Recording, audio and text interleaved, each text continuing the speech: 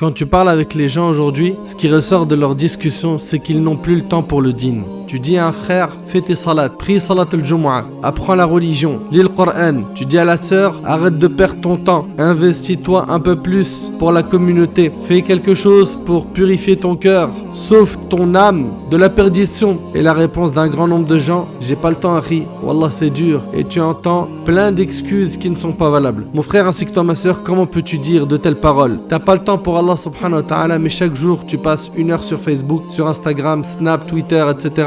2 heures sur WhatsApp, 2 heures sur YouTube à regarder les vidéos tendances, sans compter le temps que tu mets à commenter les matchs de foot, à jouer aux jeux vidéo, à faire du shopping, etc.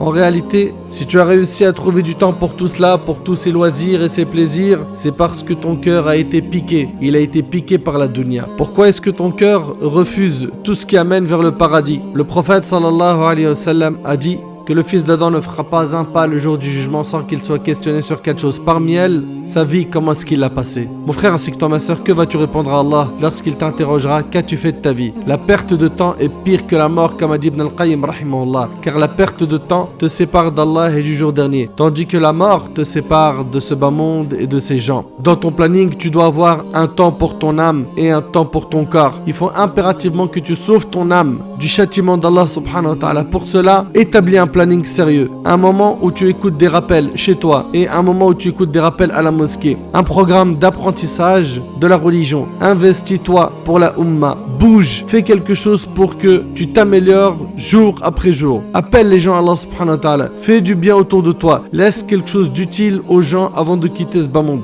Mais malheureusement, qu'est-ce qu'on entend aujourd'hui? On entend il est trop jeune pour penser à Allah, ou bien il est trop amoureux pour penser à Allah, trop occupé par le travail pour penser à Allah, ou bien s'il est malade, il a trop mal pour penser à Allah, jusqu'à ce que la mort frappe, et là, trop tard pour penser à Allah. Mon frère ainsi que toi ma soeur, l'objectif de ce rappel est de réveiller les cœurs, freiner les égos qui ne font rien d'autre que de suivre leur passion illicite. Mais bien aimés en Allah subhanahu wa ta'ala, sachez que les causes de la perte de temps sont nombreuses. Premièrement, l'espoir de vivre longtemps. Toujours remettre la bonne action à demain. Le hijab, ça sera pour plus tard.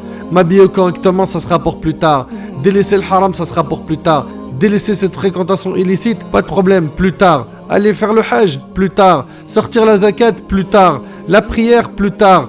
Toute chose est remise à demain, alors que demain, tu n'as aucune certitude de l'atteindre. Deuxièmement, parmi les causes de la perte de temps, le suivi des passions. Le suivi des passions, également le fait de ne pas avoir d'objectif dans la vie. Il vit sans avoir d'objectif dans sa vie. Il ne sait pas d'où il vient. Il ne sait pas où il va. Il ne sait pas qui il est.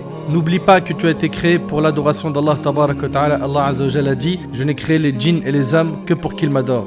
Et n'oublie pas aussi qu'Allah tabarak wa ta'ala a dit, jusqu'à ce que la mort vienne à l'un d'entre eux, puis il dira, Seigneur, fais-moi revenir sur terre afin que je fasse du bien dans ce que j'ai délaissé. La réponse d'Allah sera, Kalla, non, tu n'auras pas cette faveur de retourner sur terre pour œuvrer une nouvelle fois. Donc saisis cette opportunité qui est ta vie et profite un maximum pour faire plein de bonnes actions. Également, on a la mauvaise fréquentation. Aussi, le fait d'ignorer la valeur du temps. La valeur du temps. Le prophète sallallahu alayhi wa sallam a dit, il y a 2 bienfaits qui ne sont pas appréciés à leur juste valeur, le temps libre et la santé. Mes chers frères et sœurs, tôt ou tard, la mort frappera à notre porte. Ta vraie vie commence après la mort. La tombe est la première station du jour du jugement. Regarde et analyse ta vie jusqu'à maintenant. Est-ce que tu es prêt à être présenté à Allah subhanahu wa ta'ala ou est-ce que tu n'es pas encore prêt? Si tu n'es pas encore prêt, mon frère ainsi que toi ma soeur, ressaisis-toi.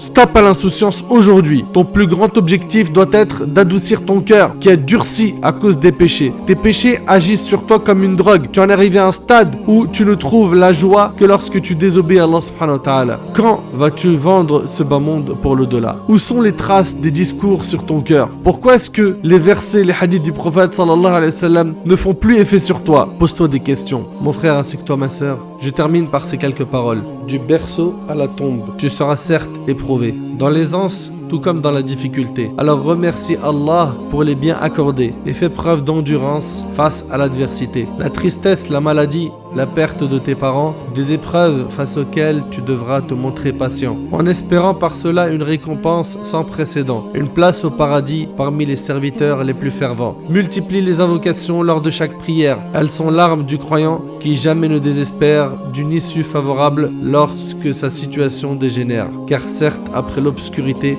jaillit la lumière. Le temps passe de manière si précipitée, à l'image des grains qui s'écoulent du sablier, marquant la fin d'un voyage de durée déterminée. Ta prochaine demeure, un jardin ou une tombe enflammée.